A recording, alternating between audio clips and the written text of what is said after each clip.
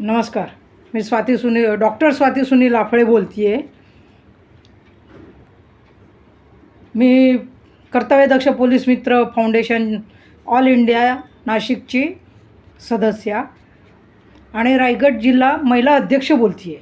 मी स्वतः कवयित्री आहे, ज्येष्ठ पत्रकार आहे, ज्येष्ठ साहित्यिक आहे, हास्ययोगा मास्टर आहे. आत्ता ही एक बोलायची सुसंवाद साधायची वेळ आली. म्हणजे अशा घटना घडत जातात ना की बोलायची वेळ येते. चुप्प राहिलं ना की असं वाटतं की आपलं ऐकून घेत आहेत. पण जेव्हा योग्य वेळ आली ना की तुम्ही गप्प बसू नका. कारण समाज आहे ना आपल्याला दाबायलाच बघत असतो नेहमी. तर आता मी एक कविता वाचते आहे.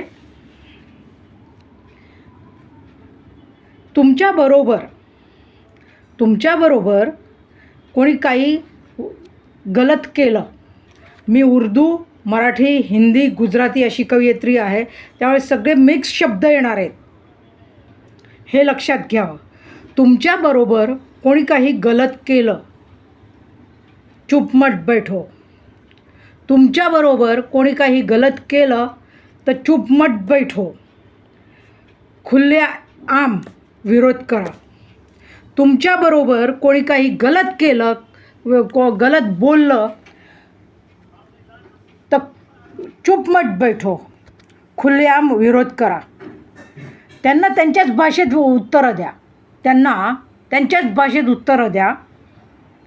कारण हे जरूरी आहे.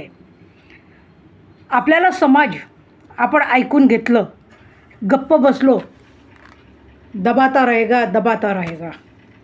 इसलिए बोलना जरूरी है. चुप मत बैठो यारो, चुप मत बैठो. क्योंकि अभी ज़माना बदल गया है. हम क्या करते हैं वो खुद का खुद नहीं देखते, मगर आप क्या करते हैं, तुम्हारी थाली में क्या है वो झांक के देखते हैं. खुद के खाली थाली में, खुद के घर में क्या चल रहा है वो बताएंगे नहीं, मगर आपके घर में क्या चल रहा है ये फ़ोन करके सवाल पैदा करेंगे. भले तुम्ही त्या मानलेलं नातं असो, कुठलंही नातं असो, पण एक मर्यादा असते. ज्येष्ठ नागरिकांना हा सवाल करण्यात येतो. आजी झालायत, कशाला तुम्हाला पाहिजे, कशाला तुम्हाला बिझनेस करायला पाहिजे, कविता करायला पाहिजे, हिंडायला पाहिजे, कशाला खर्च करता तुम्ही या गोष्टींवरती. आमचं ज्येष्ठ नागरिकांचं आयुष्य पूर्णपणे जातं कॉम्प्रोमाइजमध्ये. आयुष्यभर कॉम्प्रोमाइजच करायचं का आम्ही लोकांनी? आम्ही आमच्यासाठी जगायचं नाही का, हा प्रश्न आहे. या तरुण पिढीला हा माझा खुलेआम प्रश्न आहे की आम्ही काही केलं नाही का कोणासाठी, मुलांसाठी का कोणासाठीही. मग आता जर आम्हाला थोडंसं आमची ऐपत आली तर आम्ही आमचं जगायचं नाही का? थोडाफार खर्च केला आम्ही आमच्यासाठी तर काय बिघडलं? म्हणूनच सांगते, गप्प बसू नका. चुप मत बैठो यारो. खुलेआम जवाब दो, खुलेआम विरोध कीजिए आप. चुप मत बैठो. क्योंकि आपको दबाते जाएंगे. अगर आप चुप बैठेंगे तो सामने वाला उसका फ़ायदा लेके ही रहेगा. इसलिए आप चुप मत बैठो, हे माझं म्हणणं आहे. तर ज्येष्ठ नागरिकांनो, मानलेली नाती असो नाही तर आणखीन कुठलीही नाती असो, बोलायला शिका. बोलत जा. स्वतःच्या ताटात काय आहे जेवायला, का घरात काय प्रॉब्लेम आहे ते आपण फोन करून विचारतो का कोणाला? का आपण सांगतो कोणाला असं करू नका, तसं करू नका? मग हे मानलेली नाती आपल्याला का डिवचतात? मला सांगा तुम्ही, आहे का या प्रश्नाचं उत्तर? मग आपण त्यांना विरोध दाखवला, मग का बोलणं बंद करतात? सांगा मला या प्रश्नाचं उत्तर. म्हणून यारो,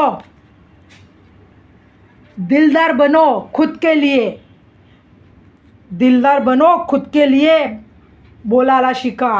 जमाना बदलला आहे, जमाना बदलला आहे, त्यामुळे बोलायला शिका. શાંત राहू नका, ચૂપ મત બેઠો, ચૂપચાપ બેસશો ને તમે તો એ વધારે ને વધારે દબાવતા જશે. धन्यवाद, लॉट्स ऑफ थैंक्स. आप सभी को मेरा ये मशवरा है कि आप चुप मत बैठो. अगर आपको ये मेरा वीडियो पसंद आया होगा, आपको पसंद ही आएगा क्योंकि मैं सोशल वर्कर हूँ, बिजनेस वुमन हूँ, तो आपको ये पसंद आएगा.